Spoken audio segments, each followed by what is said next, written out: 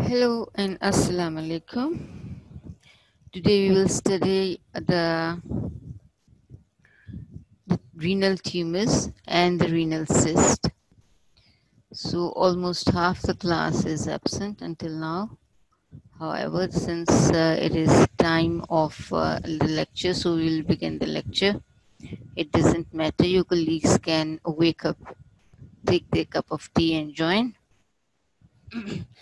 So what is very sad about the topic of renal tumors is that whenever malignancy is diagnosed in a person, it feels like a death sentence given to that person.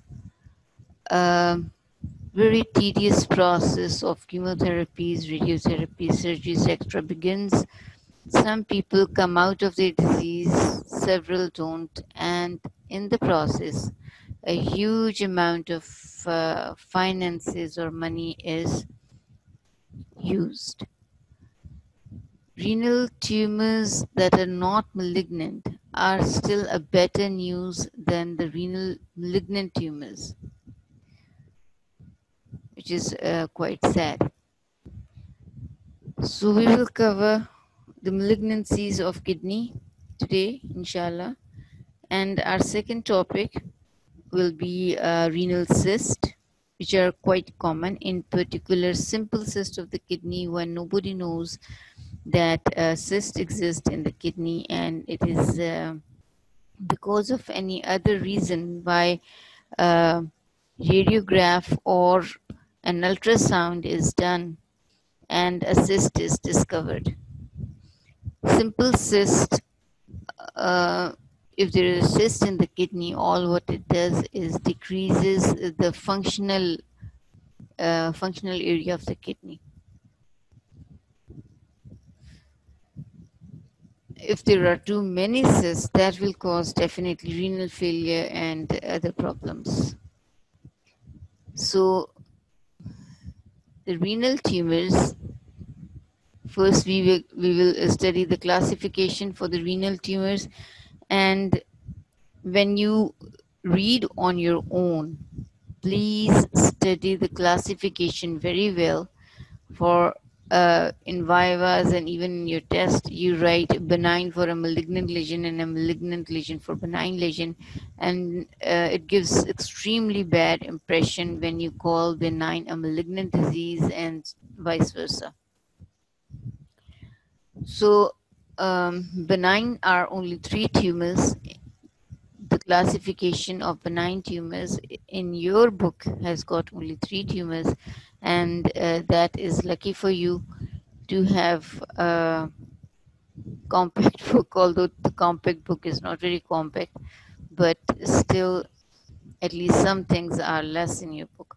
So you have to undergo, you have to study only 3 benign tumors: renal papillary adenoma, for which we have a malignant counterpart as well, oncocytoma, and angiomyolipoma. So I'll pause here. Renal papillary adenoma. The papilla or papillary adenomas or carcinomas, you have studied such an arrangement of cells before as well. Oncocytoma, you have done your gastrointestinal system. And in the list of benign tumors of the salivary gland, you underwent this, this term of oncocytoma there as well. And then comes angiomyolipoma. In third year practical classes, I myself have formulated the lipoma practical for you, in which I had mentioned that lipoma, which is a benign tumor of adipose tissue, has classification, and among that classification was angiomyolipoma. We will see in the micrograph what angiomyolipoma looks like. In case of malignant renal tumors, we have renal cell carcinoma, which is the commonmost. Luckily, we do have some specified therapies called targeted therapies, Now for this tumor, renal cell carcinoma,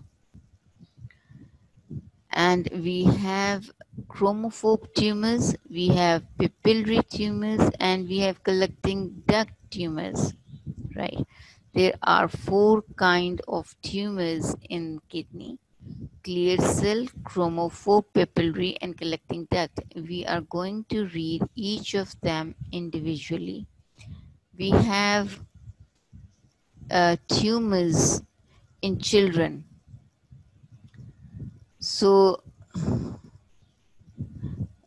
all right, we have tumors in children. Let me open the chat part of the Moodle. So, if I need to ask you a question, it will be easier. Right. So, in children, the malignancy is called Wilms tumor. The Wilms tumor, which is a malignant tumor, is not mentioned in this chapter 20 of kidney. You will have to go back in the, childhood diseases, volume 1 of your Robbins, to read that tumor. I think that is clear. So we are going to see this Wilms tumor and discuss Wilms tumor. It will be in your UHS exams, in your test as well. And this tumor is present in, or it is written in the volume 1 of your Robbins book of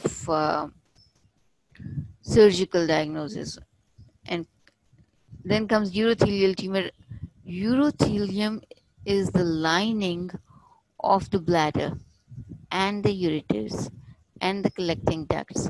Since we have collecting ducts in the kidney, so urothelial tumors are not an exception. So it is quite possible to give urothelial tumor on your test in kidney as well, because these tumors are present in the kidney as well as in the bladder.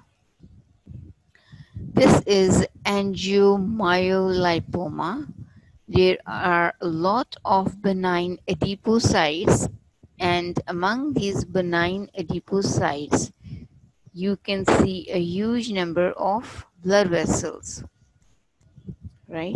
So you see a blood vessel here, here, here. How do you diagnose a blood vessel? By the endothelium lining of the blood vessel, and you may find red blood cells in the blood vessel.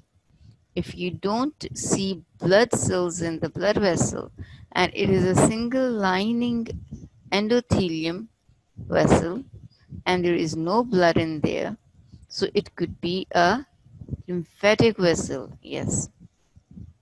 Let me show you a higher power. This is a blood vessel with RBCs in it, and this is another blood vessels with RBCs. You can see bundles of smooth muscle cells here.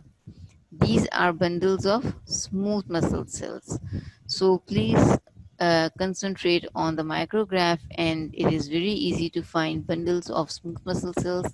These bundles of smooth muscle cells are just the same as in leiomyoma, right? But because there is adipose tumor, adipocyte tumor, along the myocytes, bundles of myocytes, and there are a lot of blood vessels. These are blood vessels. This is another blood vessel. The small vessel is lined only by the endothelium, and there are blood vessels, so it is angiomyolipoma, and it is this kind of tumor is present in kidney. It's a kidney tumor.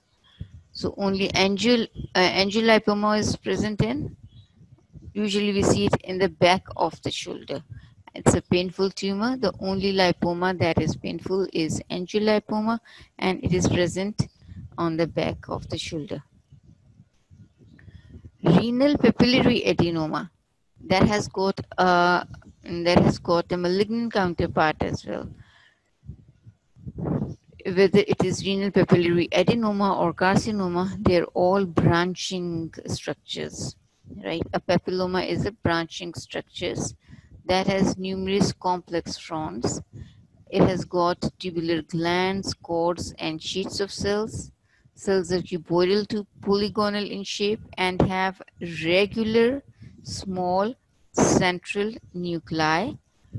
Why we say small, regular? Because it is non-malignant, so the nucleus is proportional to a normal looking nucleus, which is the NC ratio is normal. Nuclear to cytoplasmic ratio is normal. And scanty cytoplasm and no atypia. Scanty, the cytoplasm can be scanty or abundant. You can just see this. This is the central fibrous area, and the cells have scanty cytoplasm, but the nucleus has got same appearance in every cell. However, this picture could be confused with a low-grade carcinoma, or to you can say to differentiate it from a low-grade carcinoma, then you will have to do the markers. Trisomy 7 and 17 is there, and trisomy 7 and 17 is there in malignancy. If you do the genetic studies, that will also differentiate the the malignancy from the non-malignant adenoma. And size of the tumor, yes, if the size is more than 3 centimeters, it is carcinoma. If size is less than 3 centimeters, it is it could be adenoma. It is not definitely adenoma. It could be adenoma. However, genetic study clarifies the case. Gross appearance of oncocytoma. Gross appearance of oncocytoma. Oncocytoma is present in 3 places in the body. Oncocytomas are present in kidneys, in the salivary glands, in the thyroid. In all 3 places, oncocytoma look the same, behave the same, and they are just the same tumors. And they have the same name involving 3 different organs. It accounts for 5 to 15% of the renal neoplasms, and tumors are tan or mahogany brown. They are mahogany brown everywhere, which means they are red brown, and they are relatively homogeneous, well encapsulated. They have a central scar-like area, central scar-like area in the center of the tumor, and these are large tumors, up to 12 centimeters. They could be small, but usually they are large. In familial cases, the tumors are multicenteric rather than solitary. It means it will be arising, like if it is arising in the kidney, it will be arising in different places in the same kidney. And if it arises in the salivary gland, it can have multiple foci in the salivary gland. This is kidney, this is the normal kidney, and this is the huge tumor, mahogany brown, with a central scar-like area. This is the cut section of the kidney. It is epithelial neoplasm composed of cells having large eosinophilic cytoplasm, small round benign appearing nuclei, large nucleoli, and it arises from intercalated cells of collecting duct, and it accounts for 5 to 15% of the neoplasms. Intercalated cells of the collecting duct are involved in certain functions and are located in between the cells of the collecting duct.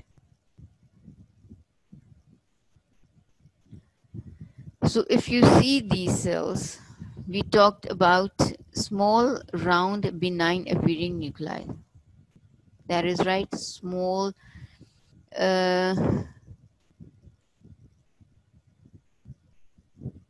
small, round, benign appearing nuclei. large eosinophilic cytoplasm, and large nucleoli. This is nucleoli, right?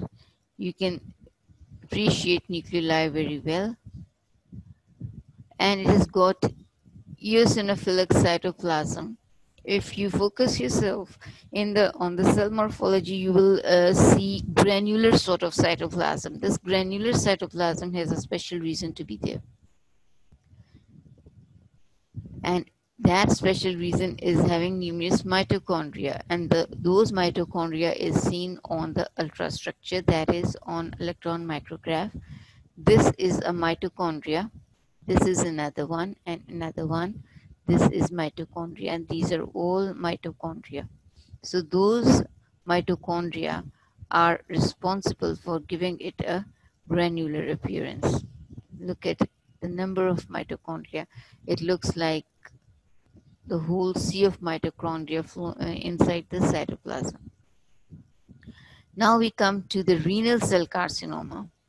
Renal cell carcinoma, which is the commonmost carcinoma of the kidney, it is got second name of clear cell carcinoma as well, right? It is usually located on one of the poles, either upper pole or lower pole, or it could be on the side of the kidney, but it usually occupies one pole of the kidney or side of the kidney, and then it compresses the rest of the kidney, or it involves the rest of the kidney. It occurs in older individuals, sixth and seventh decade of life. Males are more victimized more often than females. Risk factors are tobacco, cigarette smokers, pipe and cigar smokers. Those all three factors resemble each other. Tobacco is present in the cigarette and in the pipe. Obesity, this is present in the females. Hypertension, because hypertension affects the kidney, it can be a cause of a renal cell carcinoma. Unopposed estrogen therapy, exposure to asbestos, petroleum products, and heavy metals, chronic renal failure, acquired cystic diseases. Acquired cystic diseases, what comes in your mind should be dialysis. Dialysis is a very prominent cause of acquiring multiple cysts in the kidney. And then comes tuberous sclerosis. This is a syndrome having multiple tumors around the body. This renal tumor is located in the upper pole. The rest of the kidney is all right. And you can see one bad looking tumor with hemorrhages, cystic dilatation, and uncut section. This is not homogeneous at all. It has variegated appearance. It has different appearance everywhere, right? In this lower pole kidney tumor, it has multiple areas of hemorrhages, solid areas, and cystic areas, right? So it does not have same picture everywhere. The cut section shows variegated appearance. The genetics of renal cell carcinoma is VHL gene, von Hippel-Lindau gene.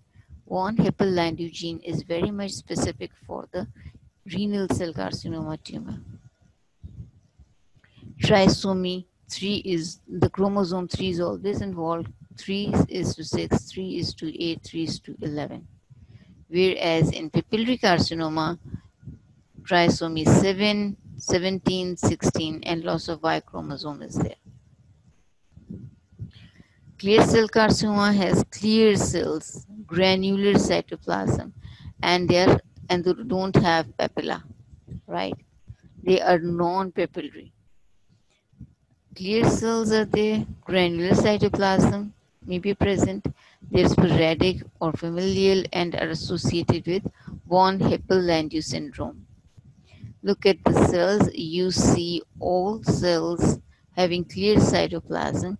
This is the glomerulus, Bowman's capsule that is paired. You had too many diseases of Bowman's capsule, so it is paired in several other diseases like renal tumors. And what is involved are the tubules. And you can see the tubular tumor that forms almost a network of cells. Here, this is the enlarged focus or higher focus of the same area. You can see well-defined cells with a small cytoplasm. They are even graded by the nucleoli. If you can see or you can't see, that is Furman's classification of the renal cell tumors, or grading of the Furman's grading of the renal cell tumors. So you see a lot of granules there. And why is it clear? Because of the glycogen present, large amount of glycogen present in the cells. This glycogen is lost during the processing, and therefore you see a network of cells and that is clear. Papillary renal cell carcinoma. In the papillary carcinoma, you see papillary growth pattern. Frequently, it is multifocal again. Foamy cells are may be seen in the cores, and there are samoma bodies. What are samoma bodies? These are calcified bodies, calcifications that are concentric, and samoma body is specific for certain kind of tumors, like in the serous tumor of the ovary you will find samoma body. Meningioma will have a samoma body, and then the renal tumor papillary type will have samoma body. The papillary carcinoma of thyroid will have samoma body. So please mention these 4 tumors in your book by your own hand, and write it in your own handwriting, the 4 tumors that are very common and to have samoma bodies. There are other variants uh, that will have samoma bodies, and at your level you should just memorize 4 tumors, that is papillary renal cell carcinoma or papillary carcinoma of the kidney, right? Papillary carcinoma of the kidney, serous cyst adenocarcinoma of the ovary. Third is meningioma in the brain. Fourth is papillary carcinoma of the thyroid. So you see all the papilla here, and these papilla have dysplastic nuclei and have anaplastic or dysplastic nuclei. It does not respect nuclear cytoplasmic ratio. There is increase in the nuclear cytoplasmic ratio. The cells are, they are very angry looking and malignant. Look at this one, this nucleus. This is undergoing mitosis, abnormal mitosis here and here, here. And do we see another? Something here. Yes. So those are abnormal mitosis, which is quite prominent in this micrograph. Another cross section of the papillary tumor. Let me compare this malignant picture with the benign picture of renal cell carcinoma, of adenoma. So this is the benign tumor of the kidney, papilloma, renal papillary adenoma. See, and look at the malignant counterpart, this one. It's a lot of difference. Chromophobe renal cell carcinoma. Chromophobe renal carcinoma cells with prominent cell membranes, pale cytoplasmic eosinophilic cytoplasm, halo around the nucleus, and they have excellent prognosis. So it means chromophobe tumors are not bad news, although all diseases are not good news, but at least the patient gets well, right? Better than having a non-treatable malignancy is a treatable malignancy. Prominent cell membranes, pale eosinophilic cytoplasm. You see prominent cell membrane here, and you see pale eosinophilic cytoplasm, and you see round nuclei, right? Prominent cell membrane, pale eosinophilic cytoplasm, and round cell membrane. You see a halo around the nucleus. This is another halo, and all the nuclei have a halo around them. you can see that halo is prominent in this micrograph, high power micrograph. Collecting duct of biliary carcinoma. What do you see in this micrograph? If you just look at the micrograph for a few minutes with relaxation and concentration, you see enmeshed malignant cells. These are nest of malignant cells with connective tissue between them, right? They're not papilla. Papilla are not like that. They are nest of malignant cells with connective tissue between them and with a prominent fibrotic stroma typically located in medullary location. So they are not in the cortex. These tumors are in the medulla. Why are they in the medulla? Collecting ducts are mostly situated in the medulla. So you understand the location like that. Those are the tumors. You can see a lot of connective tissue between them, and you can see a very prominent network of the cells, malignant cells. Those are tumors of the collecting duct. Three classic diagnostic features are there. Hematuria, palpable mass, costovertebral pain.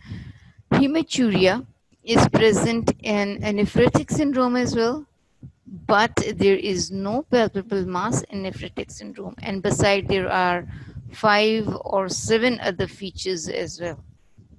So we have a hematuria, palpable mass, and costovertebral pain for all kidney tumors. So it is easy to remember now that there are 3 features of all kidney tumors: costovertebral pain. First there will be pain, and then on palpation there will be a mass, and then there is blood in the urine.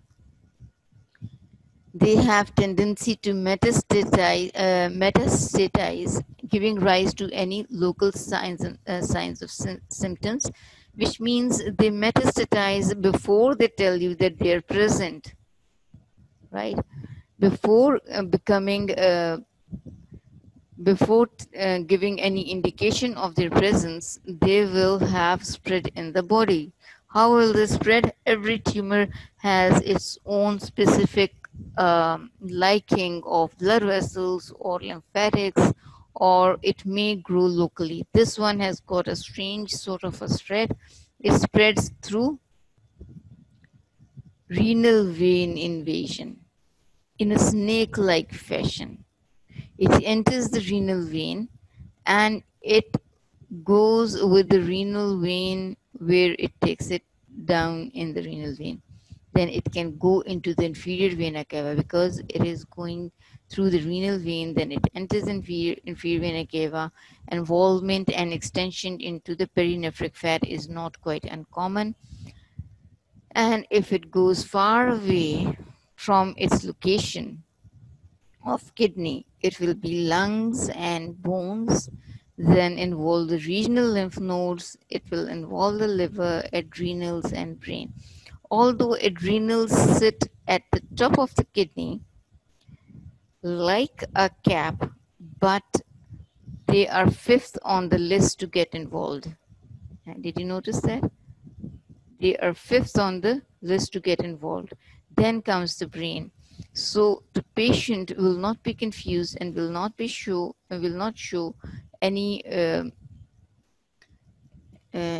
symptoms of brain involvement until it is too late, and it is almost stage 4 disease. Stage 4 diseases are, you can say, very difficult to cure, almost impossible to cure. Paraneoplastic syndromes. These syndromes are not related to the malignancy, as they are not direct effect of the malignancy. You can say these are because of some kind of immune reactions that have caused that has caused some syndromes like polycythemia. Yes, we can think of polycythemia because there is juxtaglomerular apparatus located there, and erythropoietin is getting secreted by the kidney. And how about hypercalcemia? These are unrelated symptoms to the kidney, but they do occur as paraneoplastic syndromes. Other kind of paraneoplastic syndromes are a common feature of lung tumors. They're a common feature of lung tumors. And then these are paraneoplastic syndromes that are associated with kidneys as well. So increased red blood cells, polycythemia, hypercalcemia, hypertension, hepatic dysfunction, feminization or masculinization, Cushing syndrome, eosinophilia, leukemoid reactions, and amyloidosis. Do you know what is leukemoid reaction? Give me a good definition in less than a minute, because if you know it, just type it. If you don't know it, you don't have to search by the internet. So let me tell you, leukemoid, oid is something that resembles, right? So leukemoid reactions are those reactions which resemble leukemia, but they are not leukemia. They are just normal white cells that have increased in such a large number that resemble a leukemia condition, but they are not actually leukemia. Now we come to the urothelial carcinomas. Urothelial carcinomas are because of the collecting duct malignancy. Do you see this? This is malignancy of collecting duct, increase in the number of layers of urothelium, more than 7, maybe they become 12, 13, whatever the number may be, and they're all malignant cells present in the urothelium. Their classification is different as well. You will see detailed account of urothelial tumors in the bladder. We will study again a very detailed account of urothelial bladder. I think Dr. Zulfikar has done that with you already. And I don't think we're going to find enough time to read urothelial tumors all over again in all that detail. But if there is time, we can revise it. Wilms tumor, right? Tumor of childhood origin. Wilms tumor is associated, this is what I've written down for you, page number 479 in the 9th edition of Robbins. 10th edition has come, but it has not been published in the market. So when we get the pirated soft copy, we are probably going to get a lot of books of 10th edition in the market. Until now, we have 9th edition that is getting sold. So in 9th edition, we have 479 page number 479. You can read Wilms tumor from there. So we have a lot of genetic problems there. It is associated with, in particular, 3 syndromes, right? Weger syndrome is there, and Denny-Darich syndrome is there, and there is another syndrome as well. Weger syndrome, have you studied that before? It is involved with WT1 gene. WT1 gene is involved in 2 syndromes, and we have got either WT1 gene or WT2 gene involvement. What does WT1 gene do? It says that if there is deletion of WT1 gene, we get this tumor. WT1 gene produces a protein. This protein is responsible for formation of the kidney. If there is deletion of WT1, some big abnormalities develop. And then there is PAX6 on chromosome 11, P13. This is the area. This is chromosome 11, and this gene is deleted, WT1 gene. This results in Wilms tumor. Patient with Wilms tumor will have no WT1 gene, and PAX6 gene is abnormal as well. So Weger syndrome shows that there is a Wilms tumor, aniridia, and there is mental growth retardation, mental retardation, and some genitourinary abnormalities as well. So this WT1 gene is needed for the growth of the kidney or some normal formation of the kidney and the genitourinary system as well. It is important for both these things. Along with that, there is aniridia and then there is mental retardation. So that is the what Vegas stands for. Wilms, aniridia, genitourinary abnormalities, and mental retardation. Here there is aniridia.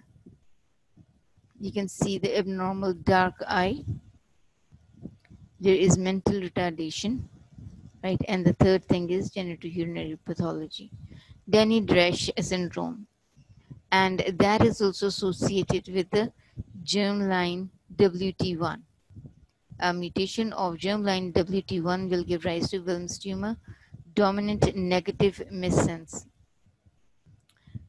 You know what is missense mutation? Can I have a quick answer? Missense mutation. Mutation that is abnormal for one amino acid, right? So there is loss of function of that one amino acid, which can have a very prominent or significant role in formation of a protein. But dominant negative missense mutation means that if it is replaced by an abnormally by another amino acid or another gene, of the gene is replaced by another abnormal gene by one amino acid, then it can have a formation of a protein that gives abnormal result. That is negative missense, right? So it should have been like absence of a normal gene causes absence of a protein formation that gives negative, that causes loss of function, but it is actually gain of function in negative missense. It is biallelic inactivation of WT1, and Denny-Darrish have again gonadal dysgenesis. WT1 is associated with the development of kidney and the gonads, both of them. So it is gonadal dysgenesis as well. Pseudohermaphroditism is there. Early onset nephropathy, diffuse mesangiosclerosis, leading to renal failure. And there is gonadoblastoma. Mesangiosclerosis means something wrong in the mesangium as well.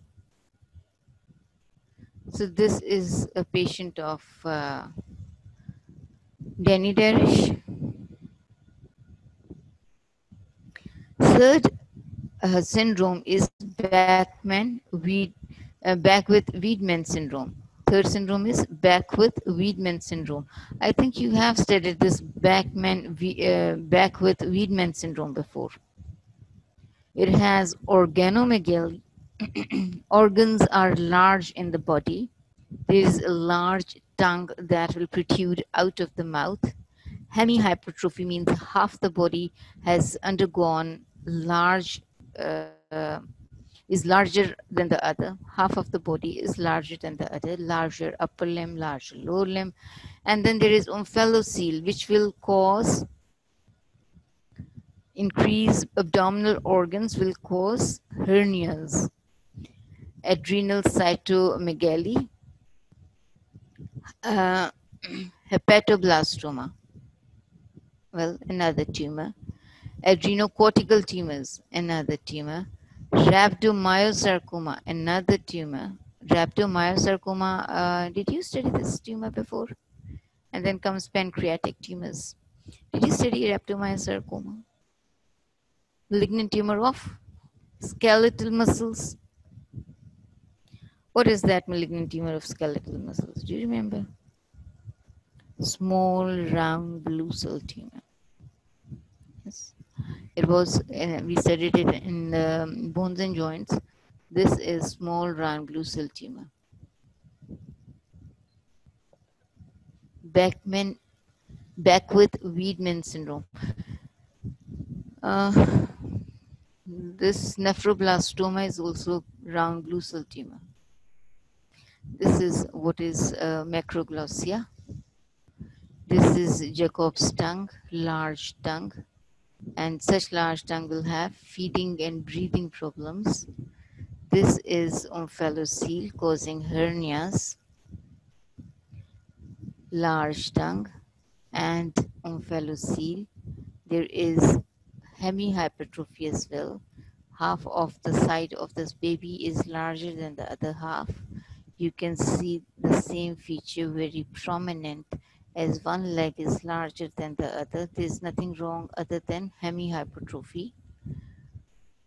Band of the genetic locus that is involved in this patient is band of P15.5 chromosome 11 distal to WT1 locus, which is WT2 locus, right? So this is child suffering from the same. This is umbilical hernia. Hemihypertrophy, if CT scan is done, you can see half of the body organs that are larger than the rest. Then the other half. What we have in this tumor, we have nephrogenic rest, and that are precursor lesions of the Wilms tumor. Large solitary well circumscribed mass is there. This is a very large tumor. Although 10% are bilateral or multicenteric at the time of diagnosis, on the cut section, the tumor is soft, homogeneous, tan to gray with occasional foci of hemorrhage, cyst formation, and necrosis. So it is not a homogeneous tumor. It is a homogeneous tumor. Soft, homogeneous, tan to gray with occasional foci of hemorrhage. There are occasional foci of hemorrhage. You can just please keep atlas in front of you when you're reading your morphology part of the subject, because it is just not possible to keep in mind things until you have a photographic memory. People with photographic memory may not be very successful as expected because they may not have a good understanding of the subject, but they stand with good position in every class because they reproduce what they read.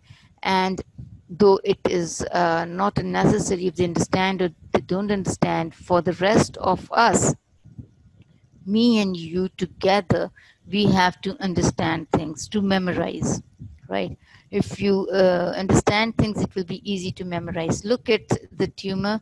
It will be easier to write something about it. On cut section, it is a large tumor. This is normal. This is normal kidney. And this hole is a large tumor that has replaced the normal kidney. You see all areas are homogeneous. You don't see any cyst, you don't see any hemorrhage, you don't see things like you had seen in the renal tumor. Large, well circumscribed mass, but this is malignant. It is well circumscribed mass. On cut section, the tumor is soft. It looks soft. Homogeneous, tan to gray. Yes, it usually the gray color comes on when you remove the tumor and it sits there for a while in the formalin. So the blood vessel or the blood vessels become obliterated and it gives a gray color to the mass. So in this case, it is a tan color. Sometimes there may be foci of tiny little hemorrhages, or there may be foci of hemorrhages. However, in this tumor, there are no cyst formation or hemorrhages, but they may be present there, right? So this is another homogeneous mass of tumor. This is normal kidney, and this is Wilms tumor. 10% are either bilateral or multicenteric at the time of diagnosis. So some cases, 10% of the cases, may have multiple foci of the tumor. This is multicenteric. Look at this whole tumor. This all is tumor. This is gray in color. This is normal kidney, a small area of normal kidney, and there is a huge big tumor, a big huge tumor with multiple areas of hemorrhages, with areas of hemorrhages and cyst formation. There are small cysts and there are multiple areas of hemorrhages. This is a large area of the tumor. This is bladder, this is kidney, this is another kidney, but it is normal. There is no Wilms tumor in the other kidney. One kidney has Wilms tumor. Classic triphasic pattern. It has blastemal component, it has epithelial component, and it has stromal component. You have done practicals on kidney, right? So blastema is the round blue cell, sheets of round blue cells. So looking at the round blue cells, just describe it in your own words now. They have large nuclei, scanty cytoplasm, and a very thin ring of cytoplasm is there around the nucleus. These small cells are the size of 3 resting lymphocytes, and that is about 25 micrometers. The epithelial component, which is epithelium, are partially formed tubules, abortive tubules or glomeruli. So that abortive tubules and or glomeruli is partially formed tubules or glomeruli. Then there are stromal components. Stromal component is a fibrocystic or myxoid in nature. Skeletal muscle differentiation is also seen there. See, stromal component, there is dysplasia. Skeletal muscle, cartilage could be there. So there is a whole variety of tissues in which in the stromal component. Fibrocystic myxoid tissue is there. Microscopy squamous histological elements. Other histological elements are identified, including squamous, mucinous tumor, smooth muscles, adipose, cartilage, osteoid, neurogenic tissue. All of that is present there. What you see here. So this is the diagram, or you can say this is what you see under the microscope. You see all these blastemal cells. This is blastema. You see dark nuclei. This one, and is there another one like this? These are abnormal mitotic figures. What is this? These are the malignant tubules, partial tubules, or tubule-like structure. That is the epithelial component. These are the epithelial components. And the third was abnormal stromal structure. This is the abnormal stroma.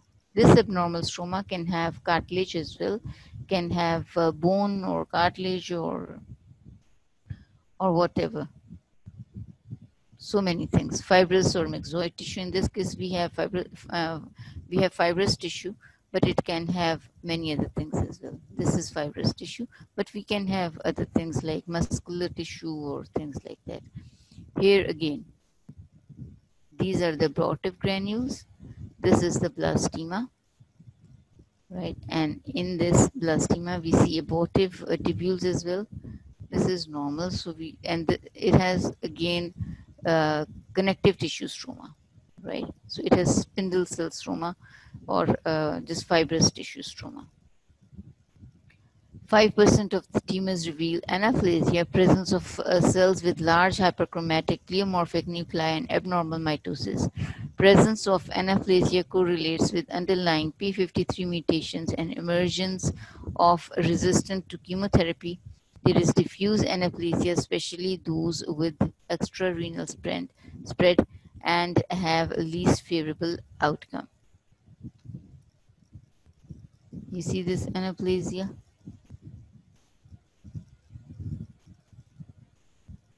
Clinical presentation, large abdominal mass that even crosses the midline and even it can go up to the pelvis. There is hematuria, pain in the abdomen, intestinal obstruction and hypertension. Pulmonary metastases are present or may be present at the time of diagnosis. This is large kidney or a large mass that you cannot miss. But what is significant with the diagnosis of Wilms tumor is look for the syndromes. Look for the three syndromes associated with WT1 or WT2 gene.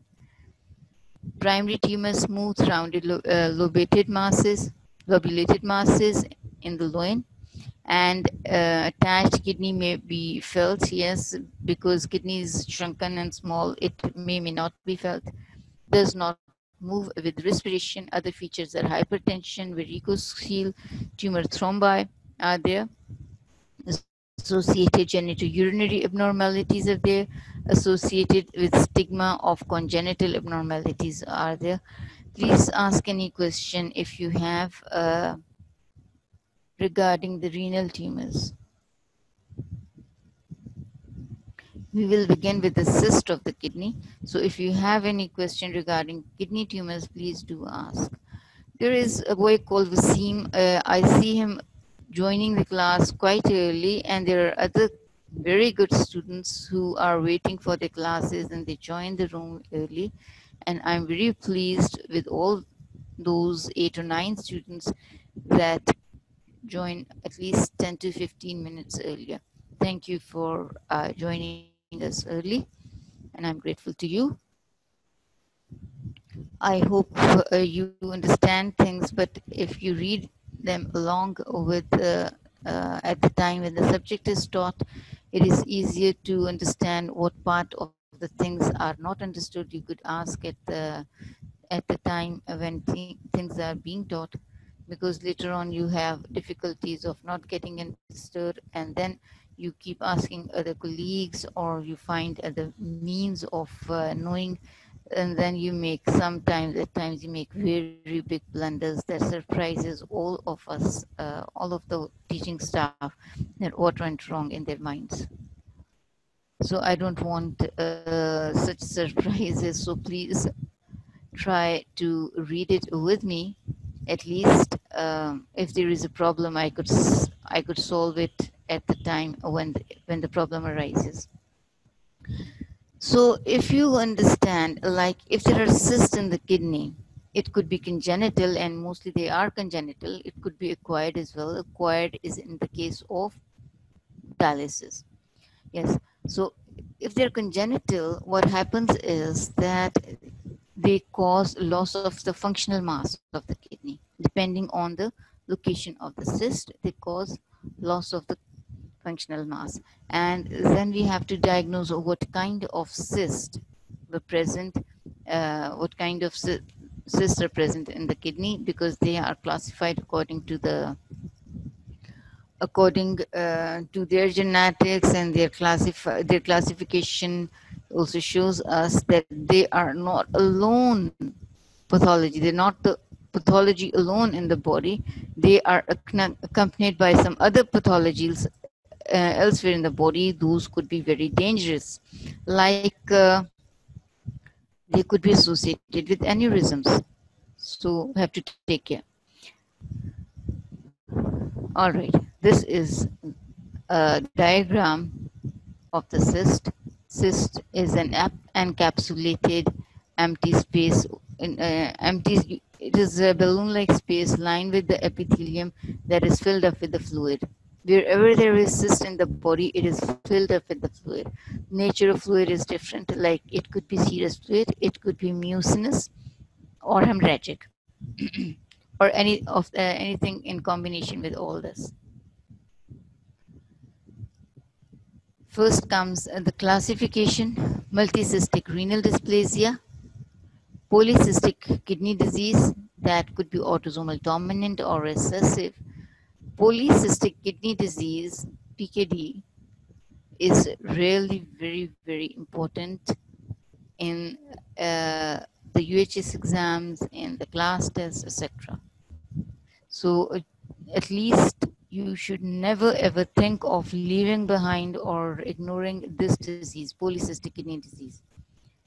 It could be dominant or recessive. It is recessive in the childhood, and it is recessive in the childhood but dominant in the adulthood disease, dominant adulthood disease, right? Then comes medullary cyst, medullary sponge kidney, and nephronolithiasis. Acquired cyst, dialysis, localized simple cyst. Maybe they localized simple cysts are not very large in number. Maybe there is one or two cysts, but if the size of the cyst is not too big, it doesn't compromise renal function. Renal cyst in hereditary malformation syndromes like tuberous sclerosis. Then comes glomerulocystic disease, extra parenchymal renal cyst, which is pilocalcial cyst and hilar lymphangiatic cyst, multicystic renal dysplasia. Sporadic disorders are there, abnormalities and metanephric differentiation, and presence in the kidney of abnormal structures like cartilage, undifferentiated mesenchyme, immature collecting ducts, and abnormal lobular organization, lobar organization. Multicystic renal dysplasia. Multiple cysts are there, as the name suggests, and there is dysplasia. What is renal dysplasia? There is abnormal structures are there in the kidney. What abnormal structures? Cartilage, undifferentiated mesenchyme. Undifferentiated mesenchyme is connective tissue. So whenever there is undifferentiated mesenchyme or there is mesenchymal problems, you can have a lot of things like bone and muscle or cartilage or uh, derivative of the connective tissue, embryonic connective tissue, derivative of embryonic connective tissue. So immature collecting ducts and abnormal lobar organization is a feature of multicystic renal dysplasia.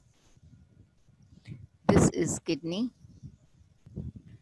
Is it a very large kidney?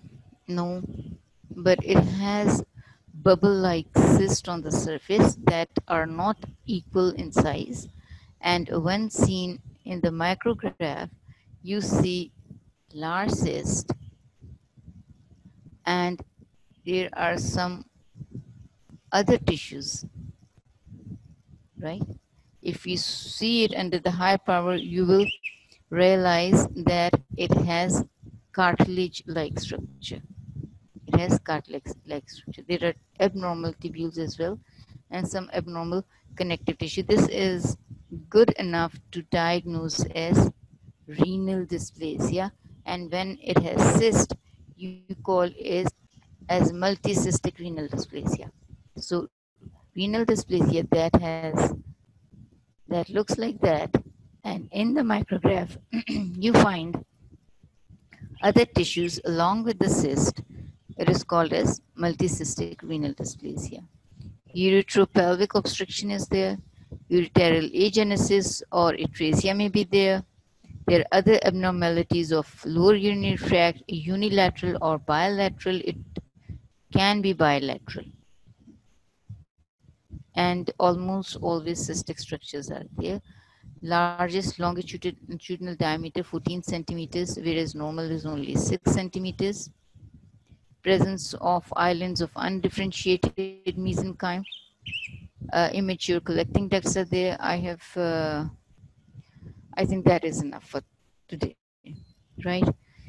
So this is excellent diagram or micrograph and macrograph. Keep this macrograph and micrograph pasted in your book. So when you see the book, you see so many other things, blood vessels and cartilage and so many things along with multiple cysts, and that is good enough to diagnose as multicystic renal dysplastic kidney. Thank you very much for being a good listener. And we expect to meet again, inshallah, in the next lecture. So bye for now. I will just stop this here and Allah Hafiz. Take care.